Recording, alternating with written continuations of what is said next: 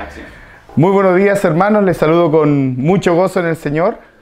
Poder estar en su presencia, en la presencia de Dios junto a ustedes, es una bendición. Viendo rostros que hace tiempo no veía, así que ha sido muy grato. Damos gracias al Señor también porque podemos estar acá reunidos. Estamos estudiando el libro de Marcos, nos quedan ya solo 2 clases y a mí me ha correspondido el capítulo 16, los versos del 9 al 14. Marcos capítulo 16, de los versos 9 al 14. Y la palabra de Dios dice así. Marcos capítulo 16, versículos del 9 al 14. Dice así: habiendo pues resucitado Jesús por la mañana, el primer día de la semana, apareció primeramente a María Magdalena, de quien había echado 7 demonios.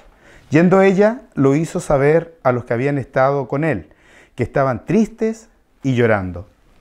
Y ellos, cuando oyeron que vivía y que había sido visto por ella, no lo creyeron. Pero después apareció en otra forma a 2 de ellos que iban camino yendo al campo. Ellos fueron y lo hicieron saber a los otros, y ni aun a ellos creyeron. Finalmente se apareció a los 11 mismos, estando ellos sentados a la mesa, y les reprochó su incredulidad y dureza de corazón, porque no habían creído a los que le habían visto resucitado.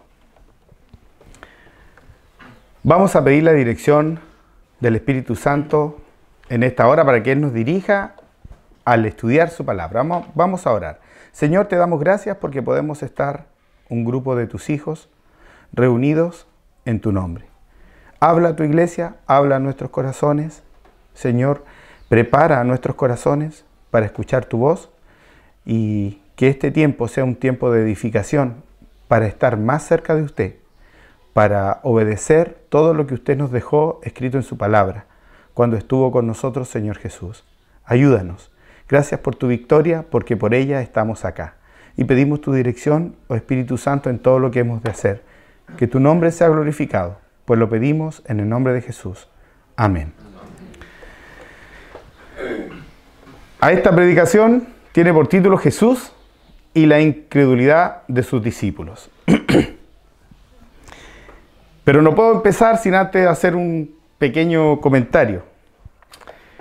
Estos versículos de Marcos, que vienen a continuación del versículo 9 al versículo 20, es motivo de discusión de algunos estudiosos, hermanos piadosos en la fe, hermanos consagrados, que estudian la palabra de Dios, creando una discusión en si es realmente estos versículos en adelante obra de Marcos o no.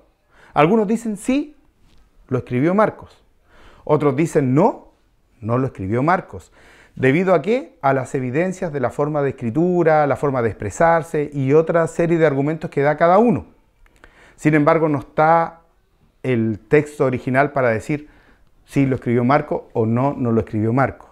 Son 2 posturas totalmente aceptables. No debe ser motivo de discordia o de discusión, porque hay algo que sí está claro, que estos hechos que menciona Marcos del 9 al 20 sí acontecieron, y hay evidencia en la palabra de Dios de que esto aconteció. Por lo tanto, no es el tema de hoy la discusión si es que Marcos escribió o no estos versículos, ya que hay evidencia de que estos sucesos acontecieron. Por lo tanto, si alguna vez alguien le dice, no, yo creo que Marcos no lo escribió, uno debe respetar la opinión de aquel hermano. Y si hay algún hermano que dice, no, yo sí creo que Marcos escribió desde los versículos 9 al 20, debemos respetar la opinión del hermano, porque no tenemos el texto original para corroborar si esto es o no es así. Dicho esto, vamos a la palabra de Dios a estudiar este suceso que hemos leído, estas apariciones del Señor Jesús frente a sus discípulos, a quienes le seguían. Pero recordar un poquito El Señor Jesús fue aprehendido, fue crucificado, y después de haber sido crucificado, viene la resurrección. La última lección fue de nuestro hermano Xavi, donde nos contó que se acercaron mujeres que eran fieles, que siguieron, nos dio algunos detalles de que fueron fieles hasta la muerte del Señor, pero el Señor resucita y hay victoria. Por eso nosotros estamos acá. Es lo más importante. Bueno, es el hecho trascendental que nos da salvación. Cristo venció la muerte, venció a Satanás el diablo, venció el pecado y resucitó como estaba escrito en el pasado y como Él lo mencionó mientras estaba con los discípulos. Resucitó. Y ahora, en esa victoria, en ese momento trascendental del ministerio del Señor, Él aparece primeramente a una mujer. Pero antes de seguir, yo quiero saber si a usted le gusta que le llamen la atención. ¿O cuándo fue la última vez que le llamaron la atención? Anoche me dijo mi esposa. Me llamaron la atención. Anoche. La última vez. No es grato que nos llamen la atención, nunca, nunca. Pero cuán necesario es cuando estamos haciendo algo mal y alguien nos corrige, o estamos haciendo algo que nos puede dañar. Es tan necesario. Y el Señor, en su sabiduría, le llama la atención, porque a la luz de la Escritura, el Señor Jesús le llama la atención a sus discípulos, porque vino una mujer y les dijo, he visto al Señor, y ellos no creyeron. Después vinieron dos, he visto al Señor, ellos no creyeron. Y después cuando Él viene y les dice, aquí estoy, lo primero que hace es llamarle la atención y decirle, ¿por qué no creyeron? Duros de corazón, de corazón. Bien, vamos a ir a los primeros versículos, que es el versículo del 9 al 11, que dice así. Habiendo pues resucitado Jesús por la mañana, el primer día de la semana, apareció primeramente a María Magdalena, de quien había echado 7 demonios. Y yendo ella, lo hizo saber a los que habían estado con él, que estaban tristes y llorando. Y ellos, cuando oyeron que vivía y que había sido visto por ella, no lo creyeron. Esto que estamos leyendo en esta oportunidad, también lo mencionan los otros evangelios. Lucas capítulo 8, versículo 2, habla de por quién entra en escena, María Magdalena. La menciona, ella existe. Y Juan 20, del 1 al 17 y 18, nos relata también, bueno, en el capítulo 20 nos relata la aparición del Señor Jesús a la primera persona, que es María Magdalena. ¿Será casualidad que le aparece primeramente a María Magdalena? Yo creo que Dios tiene todo el control de todas las cosas. Y si la escogió a ella fue porque fue una mujer que estuvo con él, que lo siguió, y fue la primera que llegó al sepulcro. Porque recuerden que había todo un alboroto. Habían crucificado al Señor y perseguían a los que estaban con él, porque los discípulos se esparcieron. Pero ella, frente a toda la incertidumbre, frente a todo lo que estaba aconteciendo, fue la primera en llegar al sepulcro. Y el premio de ella fue que es la primera persona que el Señor escoge por su fidelidad, por su amor. Porque ¿qué cosas la motivaron a ir a ver el sepulcro? Su fidelidad, su amor. Algo destacable de aquella mujer, y el Señor le aparece a ella. Y ella va a los discípulos y le dice, he visto al Señor Jesús, y los discípulos no creyeron. Primer hecho que ocurre es que le dan la noticia a los discípulos, y los discípulos no eran cualquier persona, no eran parte de la multitud normal. Ellos estuvieron codo a codo con el Señor Jesús, viéndole haciendo milagros, escuchando sus enseñanzas de primera línea que daba la multitud y enseñanzas que le daban a ellos, pero no creyeron, no creyeron. Después, en los versículos 12 y 13, el Señor Jesús aparece nuevamente, pero ahora a otros 2 discípulos. Pero después, vamos a darle lectura, pero después apareció en otra forma a 2 de ellos que iban camino yendo al campo. Ellos fueron y lo hicieron saber a los otros, y ni aún a ellos creyeron. Este relato lo encontramos en Lucas capítulo 24, de los versos 13 al 35. Y es el relato de 2 discípulos de Cristo, uno de ellos, Cleofas. Mientras ellos caminaban en el campo, el Señor le aparece, y ellos, una vez que tienen y se dan cuenta que es el Señor, van a los discípulos y les dicen: se apareció el Señor. ¿Y qué hacen los discípulos nuevamente? Ni aún a ellos le creyeron. O sea, primero fue María Magdalena, después van estos 2 discípulos, entre ellos Cleofas, a darle la noticia, y los discípulos no creyeron. No creyeron. La incredulidad estaba en ese minuto apoderado de los discípulos. Pero quiero hacerles una pregunta para meditar. ¿Cuál sería el estado en esos momentos de los discípulos en los días que murió el amado por ellos? Y yo puse el amado por ellos porque el Señor Jesús era su maestro, era su amigo, pero había un amor, había un vínculo muy fuerte entre ellos. Sin embargo, Él ya no estaba. Y no había pasado muy poco tiempo, 3 días, desde su muerte. Y ya no estaba. ¿Cómo estarían los discípulos en ese momento? Cuando estarían gozosos cuando escucharon la noticia.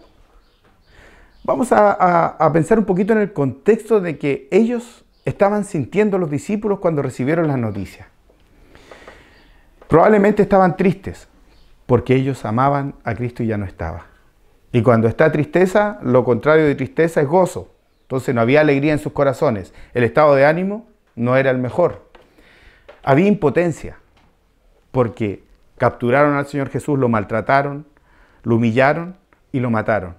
Y ellos no pudieron hacer nada. Es distinto cuando un hermano o alguien, un ser amado, tiene una dificultad o una necesidad que yo puedo arreglar, me siento muy bien. Pero cuando no puedo, siento impotencia, porque no puedo hacer nada, por más que quiera, no puedo hacer nada por ese ser amado. Y lo más probable es que los discípulos sintiesen impotencia en ese minuto. Traición. ¿Qué le dijo Pedro? Señor, si es necesario yo, hasta la muerte contigo. Y cuando lo apresaron, ¿qué hicieron los discípulos? Se dispersaron. Entonces, tienen que haber estado pensando: ¿y por qué no me quedé con el Señor? ¿Y si me hubiera quedado? ¿Y si le hubiera ayudado? A lo mejor ese pensamiento de haber traicionado al Señor estaba con ellos todavía, si había pasado muy poquito tiempo. Y eso lleva a un sentimiento de culpa. ¿Por qué lo hice? ¿Por qué? No era grato para los discípulos. No era grato para los discípulos. Por lo tanto, también podemos deducir que a lo mejor estaban desconsolados. Y uno más que todos. ¿Quién será? ¿El que hubiera estado más desconsolado que el resto de los discípulos? Pedro, ¿cierto? Porque Pedro no solo lo traicionó, no solo se sentía culpable, sino que lo negó y empezó a maldecir. Entonces, los discípulos estaban en un estado emocional difícil, en un estado adverso. Y cuando escucharon la noticia de que el Señor estaba vivo, reaccionaron con incredulidad.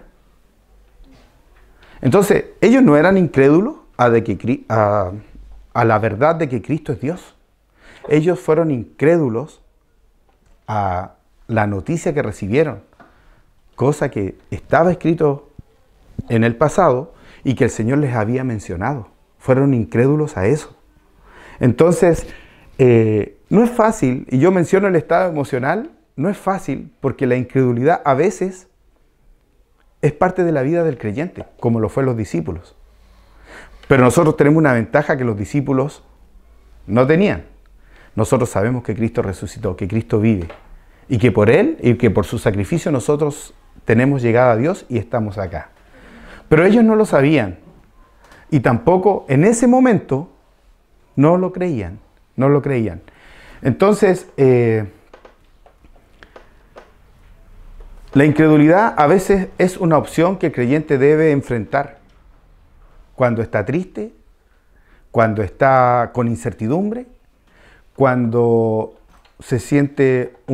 cuando sentimos que hemos traicionado a alguien o hemos traicionado a Dios, cuando tenemos ese sentimiento de culpa, cuando estamos desconsolados, en montones de situaciones. La incredulidad a veces es una opción. Y yo se los comento porque es parte de la vida. A veces estamos en una situación laboral donde no sabemos qué va a pasar con nosotros. No tenemos ni idea. ¿Y qué dice Dios? Dios nos tiene llenos de promesas, pero nos olvidamos porque optamos por la incredulidad, más que por las promesas del Señor. Es una opción. Dios nos libre de ser incrédulos a lo que Él nos ha hablado. O cuando estamos padeciendo una enfermedad o el dolor de un ser querido, o cuando estamos ante una situación de incertidumbre, no solo laboral, una situación de incertidumbre, a veces en el matrimonio, a veces en la familia, a veces con una amistad. La incredulidad puede ser una opción que Dios nos ayude a nunca tomarla, pero es parte de la vida. Y en este caso, en los discípulos, ellos optaron por la incredulidad. Pero ¿cómo llega a ese estado el creyente? ¿Cómo llego yo a ese estado? Y no es fácil, hermanos, porque cuando uno da un consejo, confía en el Señor, si Dios te va a ayudar. Confía. Dios dice en su palabra que Él nunca te dejará solo, no te sientas solo. Pero el que está solo piensa que el mundo se le viene encima. Así que hay ejemplos de qué opción uno debe tomar. Yo tomé dos buenos ejemplos. Por ejemplo, Job, a él no se le vino el mundo encima. Perdió más de 3.000 ovejas, más de 500 bueyes, perdió sus camellos. Pero como si eso no fuera poco, perdió a sus hijos, que eran 10. Con todo eso, Job no atribuyó un despropósito de Dios en su vida, sino que Job no pecó. La confianza en Dios, él pudo optar por darle espalda a Dios y decir, ¿por qué me pasa esto a mí? Pero él confió en Dios. Lo contrario de incredulidad es la fe. Fe es la certeza de lo que se espera, la convicción de lo que no se ve. Lo que no tuvieron los discípulos, lo que sí tuvo Job. Fe. Pero yo me siento más identificado como el padre de un hijo endemoniado, que nos relata Marcos 9, cuando él llevó a su hijo que tenía un demonio, que atormentaba la vida de su hijo, y los discípulos no lo pudieron sacar. Sin embargo, llega al Señor Jesús, y el Señor Jesús le dice, si crees, al que cree todo le es posible. Y el padre, quizás desesperado, le dice, creo, ayuda mi incredulidad. Yo me siento más como identificado como ese padre que en situaciones, yo sé que el Señor me puede ayudar, pero Señor, ayúdame porque parece que esto no tiene solución. Ese es el Cristian Díaz. Me cuesta mucho, pero sin embargo puedo decir que veo la mano poderosa de Dios cada día en mi vida. Y sé que cada hijo de Dios que acude al Señor ve la mano de Dios en su vida cada día. ¿Cómo ese padre, cuando dijo entre paréntesis, ayuda a mi incredulidad, yo no entendía eso? ¿Cómo puedo decir yo creo en el Señor y Señor, ayúdame en mi incredulidad? Es cuando sabemos que Dios nos puede ayudar, pero aún así como que nos cuesta creer. Y ese hombre fue sincero, fue decir, soy débil, Señor, ayúdame. Me cuesta creer, ayúdame a creer que tú puedes hacer esto en mi vida. Fue una oración o una petición sincera al Señor Jesús. Pero ¿cómo llegaron los discípulos a ese estado de no creer en el Señor Todopoderoso, que Él resucitó? Si eso estaba escrito en el Antiguo Testamento, en Isaías, todo lo que le iba a pasar al Mesías. El Señor Jesús les dijo lo que iba a pasar. Pero hay algo que el creyente, que nosotros los creyentes debemos tener mucho cuidado. Y ahí sí. Y es el olvido. El olvido. Y lo vamos a ver en el versículo 14. Debemos tener mucho cuidado con olvidar, porque eso le pasó a los discípulos. Ellos olvidaron las palabras de Cristo. Dice, versículo 14, finalmente se apareció a los 11 mismos, estando ellos sentados en la mesa, y les reprochó su incredulidad y dureza de corazón, porque no habían creído a los que le habían visto y resucitado. El Señor Jesús le llama la atención cuando aparece a los 11 discípulos. Recuerden que Judas había traicionado al Señor y estaba muerto. Por eso están los 11. Y este relato lo encontramos en Lucas, capítulo 24, versículos del 36 al 40. Y el Señor les llama la atención a los discípulos porque era necesario, porque se estaban, primeramente, estaban en un estado de incredulidad, lo que produjo en ellos dureza de corazón. ¿Cuál es la dureza de corazón? ¿Somos una iglesia dócil a Dios o somos creyentes con un corazón duro? La dureza de corazón es la soberbia hacia Dios. Es cuando Dios te dice, debes perdonar a tu hermano, y tú dices, no lo perdono porque todavía me las debe.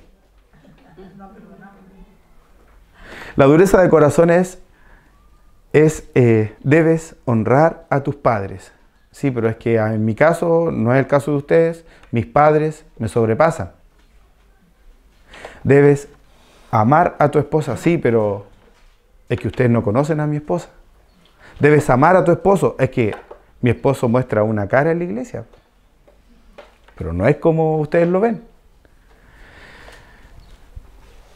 Dureza de corazón es olvidar los mandamientos de Dios en nuestra vida. Dios nos manda a amar a nuestro prójimo, a perdonar, a amar a nuestra esposa, que le eché mucho de menos porque estuvo de viaje, pero ya llegó, gracias a Dios, bien.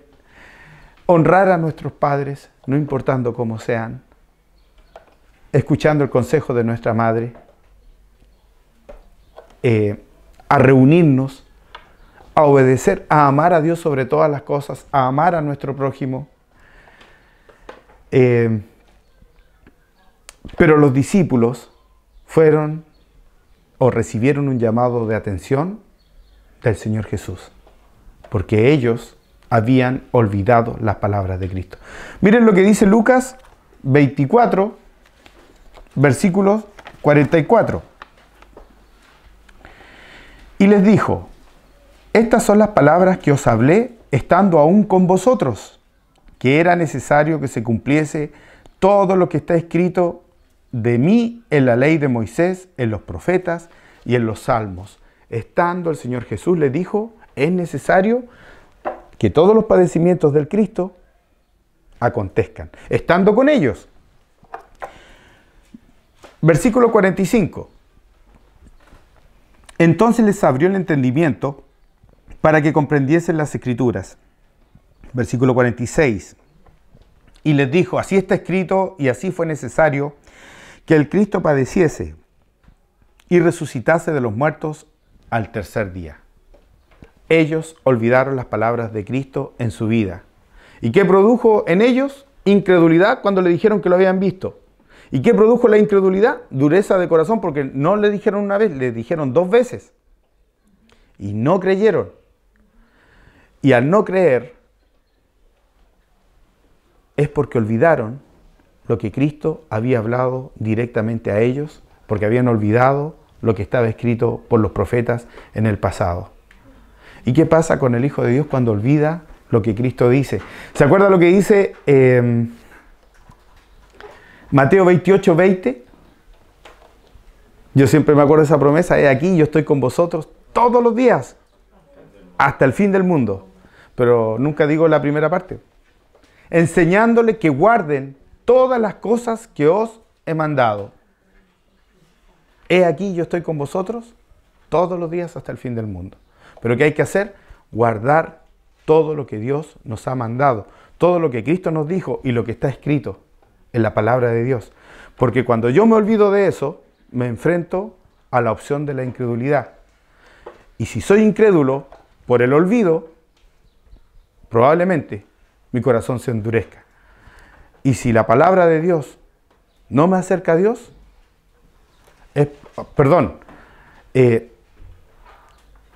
el acercarme a la palabra de Dios me acerca a Dios. El apartarme de la palabra de Dios me acerca al mundo. Eso quise decir. El acercarme a la palabra de Dios, guardar la palabra de Dios, meditar y obedecer, poner por obra lo que Dios dice y recordar lo que Cristo nos enseñó, nos ayuda a estar en comunión con Dios. El no hacerlo nos da incredulidad y un corazón duro. Por eso el Señor les llama la atención. Por eso le llama la atención a sus discípulos. Cristo resucitó. Es lo más importante. Nosotros lo creemos. Yo digo pobrecitos los discípulos porque ellos no sabían. Pero nosotros tenemos ese privilegio de creerlo. No lo vimos, pero creemos en nuestro corazón. Y esa es una ventaja que tenemos nosotros. Sabemos que Cristo vive. Sabemos que todo lo que Cristo ha hecho en nuestras vidas y sigue haciendo y hará. Sin embargo, Dios, Jesucristo, les llama la atención a sus discípulos porque olvidaron lo que estaba escrito y porque olvidaron lo que Él les dijo estando aún con ellos. Si nosotros queremos no olvidarnos de las palabras de Cristo, tenemos que estar en contacto con la palabra de Dios. Y ahí vamos a encontrar todo lo que dice acerca de cualquier cosa que esté aconteciendo en nuestras vidas. Y podremos saber qué Dios quiere de nuestra vida, siempre. Pero si no, lo más probable es que nos enfrentemos a la incredulidad y a la dureza de corazón, a la soberbia hacia Dios. Por eso podemos concluir que Cristo reprocha la incredulidad de los discípulos porque no creyeron cuando les dijeron que Él había resucitado, que le habían visto. Y eso fue porque olvidaron las palabras de Cristo, porque olvidaron lo que estaba escrito. Sin embargo, hermanos míos, yo les invito a cada uno de ustedes, a rogar a Dios que nos ayude a no olvidar su palabra y a guardar sus mandamientos para no ser incrédulos en cualquier situación que nos toque enfrentar. Porque sí, nosotros hemos creído a Cristo, pero en las situaciones adversas de la vida, muchas veces nos toca la incertidumbre, la tristeza, el dolor, la culpa.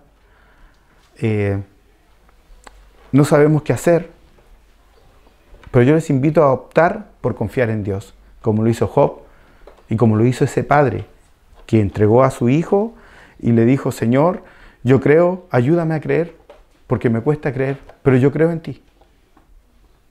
Yo les invito a tener esa actitud de confianza y de fe en el Señor para no ser rebeldes y duros de corazón con el Señor. Vamos a orar. Señor, te damos gracias en esta hora porque podemos abrir tu palabra, podemos meditar en ella. Gracias porque podemos recordar que tú venciste la muerte, venciste el pecado. Señor, porque hay evidencia de ello cuando apareciste a esa mujer, María Magdalena, a Cleofas y el otro discípulo que estaban en el campo. Porque si tu palabra lo dice, yo lo creo.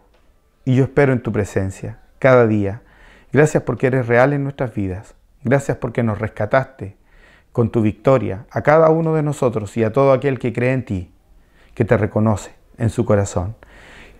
Líbranos, Señor, de ser incrédulos ante las adversidades de la vida, cuando nos enfrentemos a situaciones como los discípulos, quienes fueron grandes predicadores, quienes por tu sacrificio fueron cercanos a Dios y fueron, Señor, instrumentos para que otros conocieran de usted. Señor, ¿qué los motivó a llevar tu evangelio, enfrentando una y otra vez la adversidad? Fue la fe y confianza en usted. Pero en este episodio, ellos fueron incrédulos. Señor, no permita que nosotros pasemos por la incredulidad. Ayúdanos a buscarte, a guardar tus mandamientos en nuestros corazones y no olvidarnos de tu ley. Pedimos tu ayuda en esta tu iglesia, Señor, en cada uno de mis hermanos, en cada una de sus vivencias, de cada uno de mis hermanos, los que están presentes y los que no están.